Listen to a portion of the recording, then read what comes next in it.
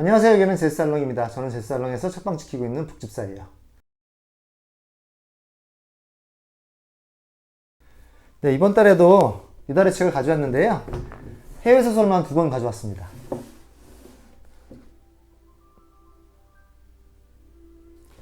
네, 책 소개를 한 권씩 하기에 앞서서 제가 이번 달에 추천하는 책 이 2권을 대조해서 말씀을 드려볼까 해요.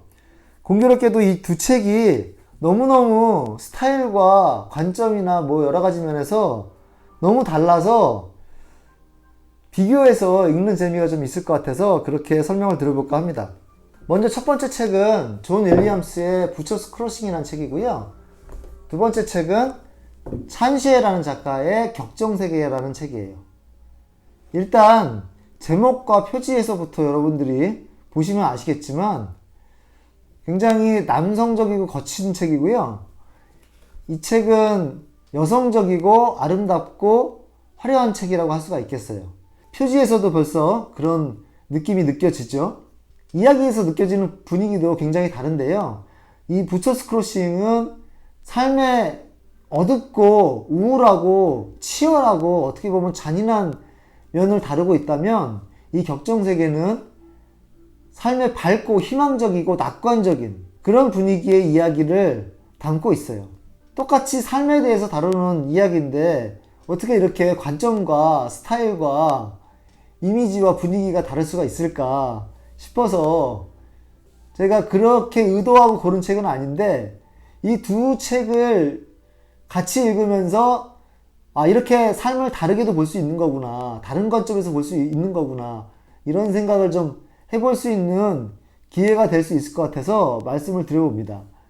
이 책 뒤에 이 책을 설명하는 문구도 다른데요. 부처스 크로싱을 보면 풍요롭고 아름답지만 한순간에 무자비해지는 대자연과 영혼을 짓누르는 어둠, 그리고 거짓과 허상을 쫓는 인간에 대한 이야기. 근데 벌써 어둡고 심각한 그런 느낌이 느껴지죠? 그에 비해서 격정세계의 뒷면을 보면 말라 비틀어지고 앙상한 우리의 삶에 격정을 불러일으키는 문학이라는 구원. 넌 책을 보고 있었고 난 널 보고 있었어. 넌 나의 청춘이라고 생각했지. 네. 너무 다른 느낌이죠. 또 한편으로는 이렇게도 말씀드릴 수 있을 것 같아요. 아주 무거운 책, 조금은 가벼운 책. 온도로 비교하자면 격정세계가 매우 뜨겁고 따뜻한 책이라면 부처스 크로싱은 아주 차갑고 냉정한 책. 색깔로 비유하자면 굉장히 화려하고 열정적인 빨간색의 책이라면 이 책은 심연의 어두운 책? 이렇게 비교를 또 해볼 수 있을 것 같아요. 그래서 이 두 책을 한마디로는 이렇게 비교를 해보고 싶습니다. 부처스 크로싱은 삶의 진실을 대면하는 책이고요. 격정세계는 삶의 이상을 꿈꾸는 책이다. 이렇게 말씀드릴 수가 있을 것 같아요. 그래서 삶의 굉장히 비관적인 측면, 어두운 측면, 허무한 측면을 정면으로 응시를 하고 있다면 이 격정세계는 삶이 어떠해야 되는가, 어떤 삶을 우리가 아름답다고 할 수가 있겠는가, 우리가 어떤 삶을 추구해야 되는가라는 이상을 쫓는 소설이라고 할 수가 있겠어요. 둘 다 삶에 대해서 진중하게 접근하고 있는 것은 맞지만 그 접근 방식이, 그 관점과 시선이 너무나 다르다는 측면에서 비교해서 말씀을 드려봅니다. 실제로 이 두 책처럼 저희의 삶도 굉장히 아름다운 면과 추한 면, 밝은 면과 어두운 면, 즐거운 면과 우울한 면, 이렇게 나뉘어져 있잖아요. 그리고 우리는 행복하고 아름답고 즐거운 이상적인 삶을 꿈꾸지만 그렇지 못한 현실에 대해서 굉장히 좌절하기도 하고 절망하기도 하고, 그래서 그런 긍정과 부정을 매일 왔다 갔다 하면서 살고 있는 게 아닌가 싶습니다. 그래서 이 책이 삶의 그 두 가지 측면을 너무너무 잘 대변해주고 있다는 측면에서 굳이 비교를 해서 말씀을 드려봤고요. 네, 이렇게 두 책에 대한 비교를 좀 해봤는데요. 그럼 각각의 책으로 들어가서 도대체 어떻게 다르게 다루고 있는지 살펴보도록 하겠습니다. 먼저 부처스 크로싱인데요. 존 윌리엄스라는 작가가 쓴 책이에요. 이 존 윌리엄스라는 작가는 전작이 굉장히 잘 알려져 있죠. 스토너라는 작품인데요. 저희 책방에서도 2022년도에 올해의 책으로 선정한 바가 있는 책이고요. 역시 이 부처스 크로싱과 마찬가지로 굉장히 삶에 대해서 무게감 있고 진중하게 접근하는 책인데, 근데 그 책은 공부하는 사람, 영문학을 전공해서 학생들을 가르치는 교수의 이야기를 담고 있다면, 이 책은 조금 반대로 굉장히 광활한 자연에서 펼쳐지는 거친 남자들의 이야기를 담고 있어요. 하지만 스토너와 마찬가지로 삶의 진실, 삶의 의미에 대해서 발견해내기 위해서 굉장히 고군분투한다는 측면에서 같은 맥락을 가지고 있고요. 스토너가 삶의 의미에 대해서 바라보는 책이라면 이 책은 삶의 허무에 대해서 바라보는 책이라고 할 수가 있겠어요. 그런 측면에서 조금 다르다고 할 수가 있겠는데요. 그래도 스토너와 마찬가지로 이 책도 다 읽고 나서 덮게 되면은 굉장히 오랫동안 생각을 하면서 삶의 의미에 대해서 곱씹게 되는 그런 여운이 아주 길게 짙게 남는 그런 소설인 것은 마찬가지입니다. 그래서 같은 작가의 소설이 맞구나라는 점을 우리가 실감할 수 있고요. 스토너를 인상 깊게 읽으셨던 분이라면 이 책도 꼭 추천을 드립니다. 그리고 또 한 가지로 이 책은 작년에 이동진 평론가가 올해의 책으로 선정한 책 중에 하나거든요. 제가 또 개인적으로 이동진 평론가를 좋아하기도 하지만 이동진 평론가와 책 읽는 결이나 책을 좋게 보는 기준이나 그런 관점이 좀 비슷한 것 같아요. 그래서 제가 그분의 추천을 유심히 있게 지켜보고 있었는데, 마침 이 존 윌리엄스라는 작가의 또 다른 작품이기도 하고 이동진 평론가가 추천했다고 하니까 안 읽을 수 없겠다 싶어서 읽게 되었고요. 근데 이 책의 간단한 줄거리를 말씀드리자면, 윌 앤드루스라는 주인공이 등장을 하는데요. 이 친구가 보스턴에 있는 하버드 대학을 다니고 있는 중에 갑자기 어떤 이유로 다니던 대학을 그만두고 서부 개척지로 오게 됩니다. 그래서 부처스 크로싱이라는 마을에 이르게 되는데요. 여기서 들소 사냥꾼을 만나서 그들과 함께 들소 사냥을 떠난다는 이야기예요. 이것이 이 소설의 큰 골격이 되는 이야기고요. 초반부에는 앤드루스라는 주인공이 밀러, 찰리, 슈나이더라는 나머지 들소 사냥꾼들을 만나서 들소 사냥을 기획하는 이야기고요. 그리고 중반부부터 후반부까지는 들소들과 끝없는 혈투를 벌이면서 사냥을 하고, 그리고 그 들소의 가죽을 벗겨서 다시 부처스 크로싱이라는 마을로 돌아오게 되는 기나긴 여정을 담고 있는 그런 이야기고, 광활하고 아름답지만 때로는 생존을 위협하는 아주 그런 무시무시한 자연과 사투를 벌이는 그런 이야기들이 소설의 대부분을 차지하고 있어요. 거기서 이 주인공들이 끊임없이 자신의 목숨을 걸고 사투를 벌여서 얻고자 하는 그 가죽이라는 획득물을 얻게 되는데, 그런 과정들을 쭉 지나쳐 오면서 과연 이 싸움이 누구를 위한 싸움이고 무엇을 위한 싸움이고 여기서 나는 무엇을 얻을 수 있는지, 이런 질문들에 맞닥뜨리게 되면서 각각의 인물들이 거기에 대해서 대처하는 자세들이 달라지는 그런 이야기를 담고 있어요. 재밌는 거는 이 주인공 앤드루스라는 인물이 왜 잘 다니던 그 대학을 그만두고 여기에 와서 들소 사냥에 나서게 되었는지에 대한 그 동기는 자세히 나와 있지 않아요. 그냥 그렇게 되었다는 결과만 간단하게 설명하고 넘어가고요. 다만 초반에 앤드루스가 맥도날드라는 가죽을 중개 판매하는 부호를 만나서 그와 이야기하는 장면이 있는데, 맥도날드가 끊임없이 자신의 회계장부 정리를 할 것을 종용하면서 그렇게 되면 큰 돈을 거머쥘 수 있다라고 이제 제안하는 장면이 나오는데, 이 앤드루스가 그것을 이런지아에 거절합니다. 왜 그것을 거절하고 굳이 힘든 들소 사냥을 나서게 되었는지에 대해서도 굳이 설명하지는 않아요. 그래서 하지만 이 소설을 읽다 보면 우리가 앤드루스라는 인물이 어떤 인물인지 알게 되고, 그가 왜 그런 선택을 했는지 정확히는 아니어도 어떤 느낌으로 짐작을 할 수가 있게 돼요. 굉장히 진중한 사람이고 남의 말에 휘둘리지 않는 사람이고, 그러면서 자기 앞에 있는 주어진 과제에 대해서는 굉장히 성실하게 수행하면서도 자기 길을 가는 사람이거든요. 그래서 아마도 자신의 어떤 삶을 찾겠다고 섭으로 온 게 아닐까 이렇게 추측을 해볼 수가 있겠고요. 그리고 여기서 등장하는 나머지 3명의 사냥꾼들이 각기 성격이 매우 다른데 밀러라는 인물은 아주 독선적인 리더이면서 추진력이 강하고 그래서 이 들소 사냥꾼 팀을 강력하게 리드하는, 그리고 아주 욕심도 많아서 들소의 가죽을 최대한 많이 가져오기 위해서 어떠한 위험도 불사하겠다는 의지를 가지고 있는 인물이고, 그리고 나머지 두 인물 찰리와 슈나이더는 밀러에게 의지해서 따라다니지만 또 이 두 인물도 다른데 찰리는 굉장히 비주체적인 인물이고요. 무조건 밀러가 하자는 대로 따라하면서, 그리고 성경을 항상 끼고 다니면서 계속 신에게 의지하는 말을 해요. 그에 비해서 슈나이더는 밀러를 대장으로 인정을 하지만 끊임없이 밀러에게 도전하고 끊임없이 밀러에게 반대 의견을 내면서 계속 불평불만을 하는 사람이에요. 그래서 이제 살펴보면 이 네 인물이 들소 사냥이라는 목표 아래 같이 모여서 팀을 이루고 있지만 이 인물들이 너무너무 각기 다른 성격과 다른 의지를 가지고 있는 그런 인물들이라고 할 수가 있겠고요.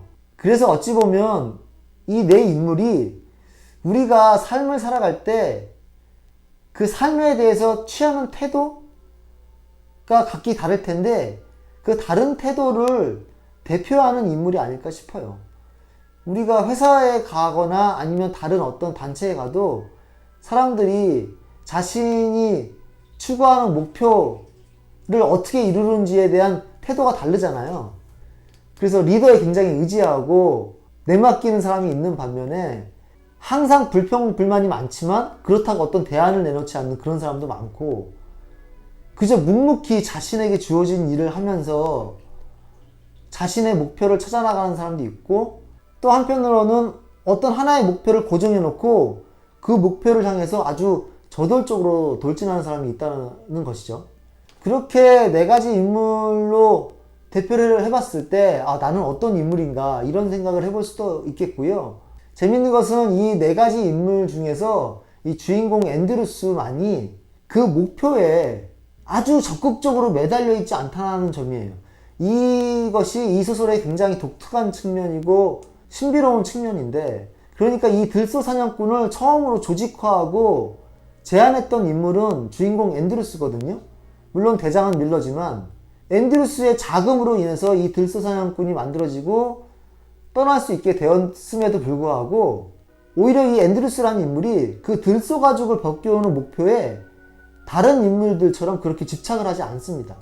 다른 인물은 이제 그것만 바라보고 가는데 앤드루스는 그저 묵묵히 자신에게 주어진 하루하루의 일을 하고 자신에게 닥친 시련을 그저 계속 견디고 버티고 이겨내는데 몰두를 해요. 심지어는 들소 가죽을 가져오는데 그렇게 관심이 없어 보이기도 하거든요. 이것이 앤드루스와 나머지 세 인물들의 결정적인 차이라고 할 수가 있겠는데, 네 인물이 공동의 목표를 향해서 그렇게 노력을 하지만 결국에 소설의 마지막 결말에 이르러서 어떤 큰 사건을 맞이하게 되는데 그 큰 사건 앞에서 그것을 받아들이는 태도가 나머지 세 인물과 앤드루스가 완전히 갈리게 됩니다. 그런 것들을 통해서 이 소설이 삶의 의미 혹은 삶의 허무에 대해서 직시하면서 그것을 들여다보는 이야기라고 할 수가 있겠고요.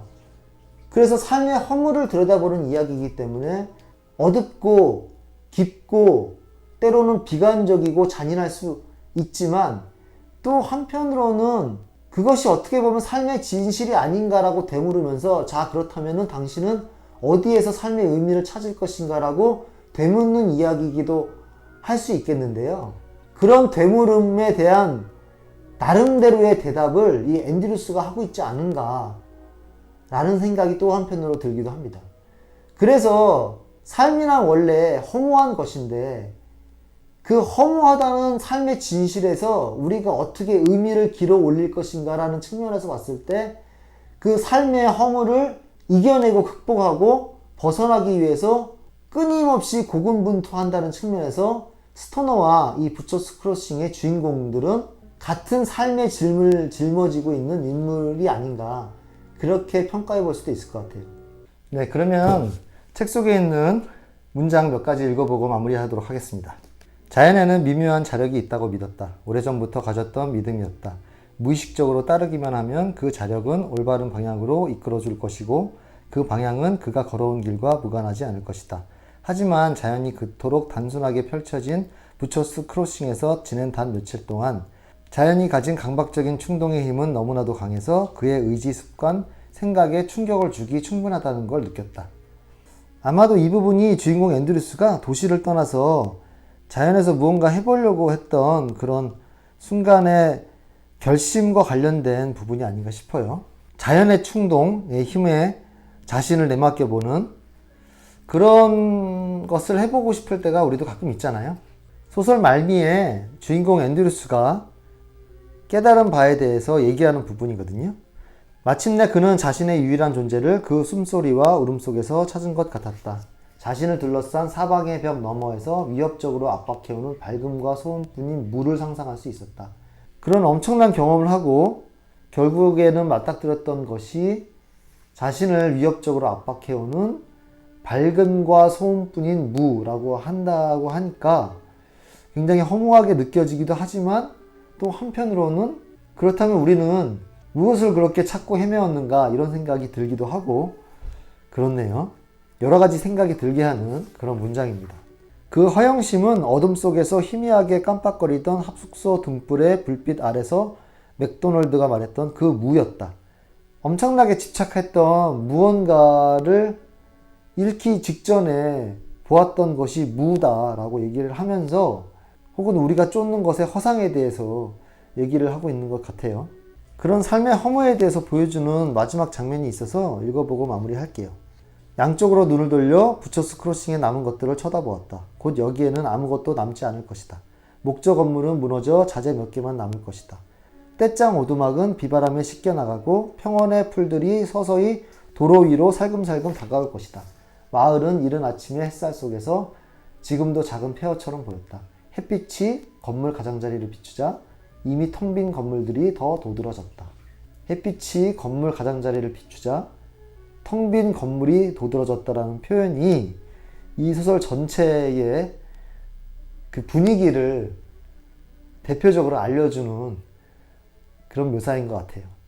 자, 조금은 허무한 소설을 뒤로 하고 희망찬 소설의 세계로 들어가 볼까요? 네, 두 번째 소설입니다. 중국 작가 찬쉐의 격정세계입니다. 찬쉐는 중국의 현대문학의 대표적인 작가이면서 매년 노벨상 후보로 거론되는 그런 작가죠.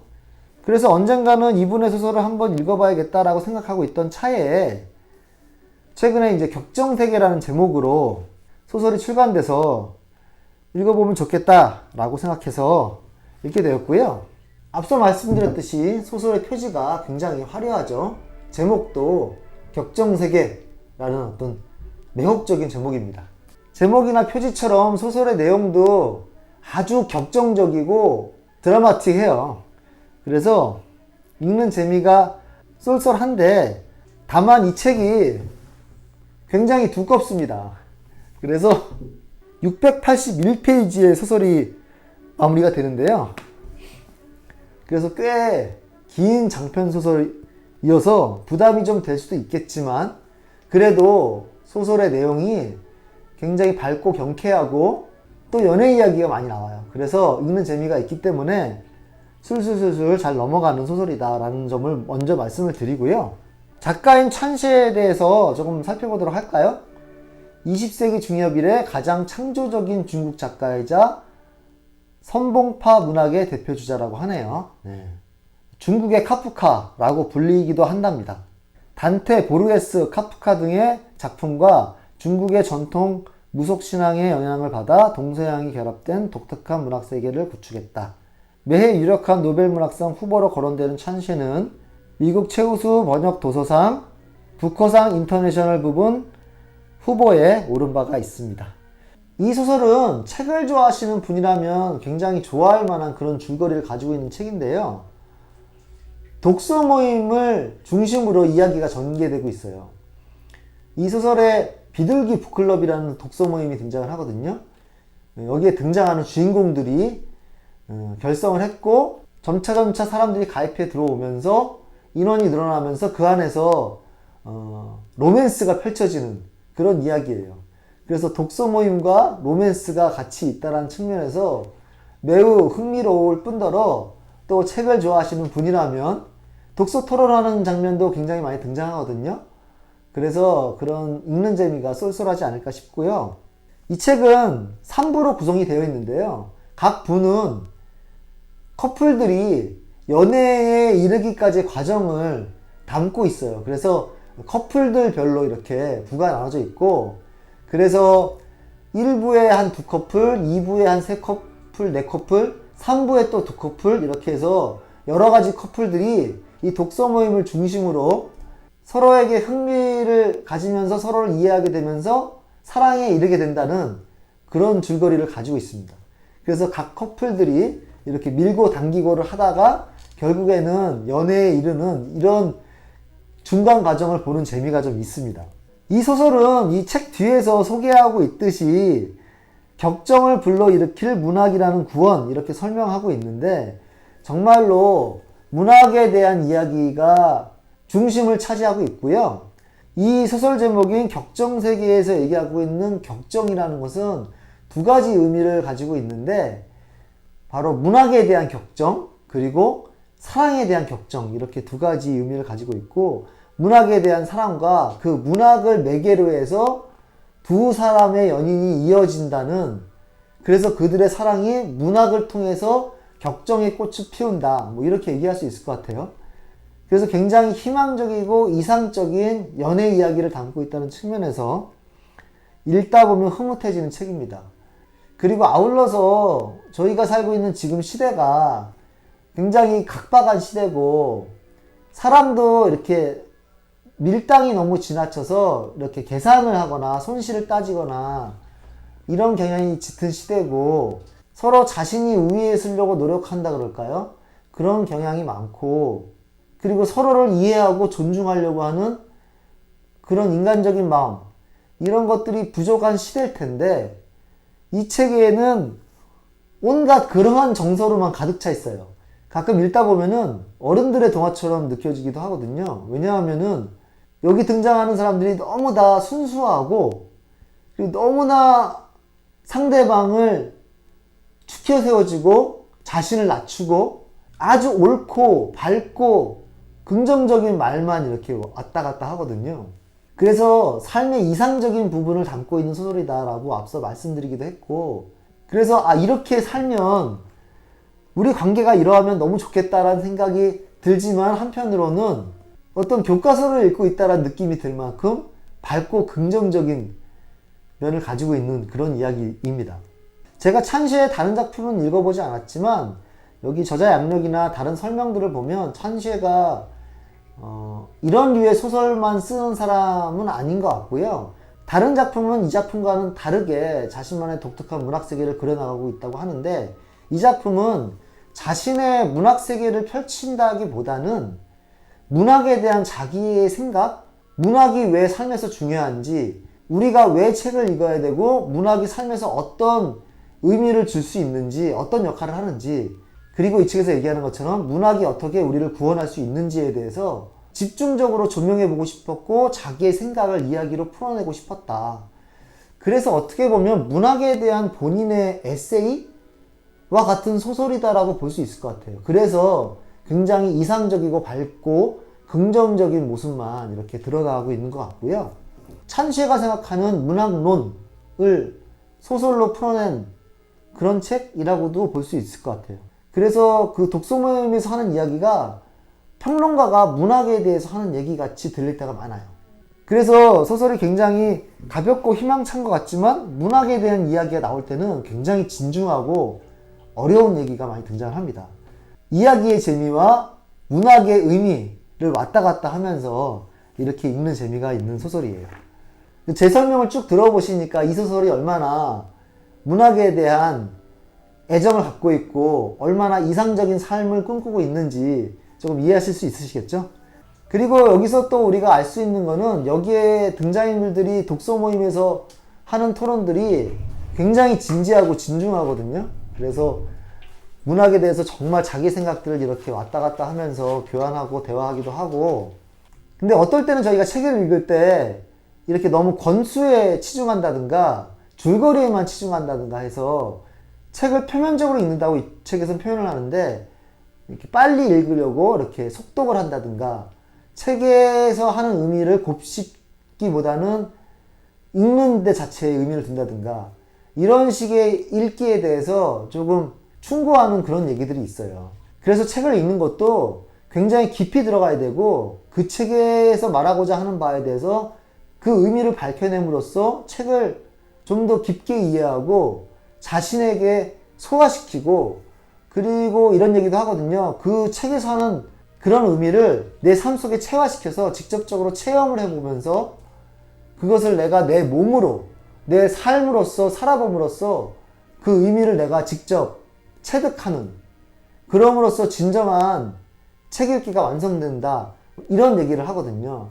그래서 우리가 책을 너무 표면적으로 읽는 것은 아닌가라는 반성을 좀 해보게도 되고요. 독서 모임 할 때 어떤 이야기를 주로 나누어야 되는지, 그래서 독서 모임에서 이 책에 대한 해석을 두고 각자 여러 가지로 이렇게 얘기하는 장면이 나오는데, 그런 독서 모임이 좀 이상적이지 않은가, 이런 생각을 이 책을 보면서 하게 됩니다. 그래서 책의 줄거리하고 소재가 그렇다 보니까 독서 모임 하시는 분들이 독서 모임 책으로 선정해서 읽어보기에도 좋은 책인 것 같아요. 그러면서 이 책의 내용처럼 이 책에 대해서 이야기를 하면서 서로 간에 남녀의 정이 또 싹 틀 수도 있지 않을까, 그런 기대를 해볼 수도 있을 것 같고요. 무엇보다 의미 있고 격정적인 그런 독서 모임을 해볼 수 있지 않을까라는 생각이 듭니다. 그럼 이 책에서 작가가 문학에 대한 생각을 많이 얘기하고 있는데, 그런 여러 구절들이 등장하거든요. 그런 구절 중에 몇 구절을 읽어보고 마무리하도록 하겠습니다. 소설을 읽는 것은 수수께끼를 푸는 것이고 그 수수께끼들은 예외 없이 삶의 수수께끼다. 아주 단순한 문장인데 저는 이 문장이 이 소설 전체를 잘 표현해주고 있는 문장이라고 생각해요. 그리고 이런 문장도 있네요. 우리가 책을 읽는 이유는 우리 자신을 읽고 싶어서지. 네, 이 문장도 이 소설의 주제의식을 잘 나타내고 있는 것 같아요. 예전에 말했잖아. 한 권의 책이 내 삶으로 들어와 내 생활과 하나로 녹아들지 못한다면 그건 내가 찾고자 하는 책이 아니라고. 모든 문학 예술의 마음은 하나의 마음이지만 그렇다고 마음대로 들어갈 수 있는 것은 아닐 뿐더러 보통 이상의 의지력과 풍부한 실천 경험이 바탕이 되어야 한다. 안 그러면 독서는 이 위대한 작품을 처음 접했을 때처럼 그저 표면적인 것에 머물 수밖에 없다. 이건 바로 소통에 대한 거대한 갈망인 것 같아. 인물은 저마다 상대의 내면으로 파고들어 상대를 모방하고 싶어 하고 상대를 대신해 목소리를 내고 싶어 해. 한편 그 상대 역시 인물의 내면으로 파고들어 같은 일을 하지. 이렇게 소통하는 내용은 점점 더 복잡해지고 풍부해져. 단순히 일방적인 전달이 아니기 때문에 일반 독자는 이런 광경에 주눅이 들지. 깊이 파고드는 것에 익숙치 않고 평소 표면적인 소통에 그치기 때문이야. 안 그래?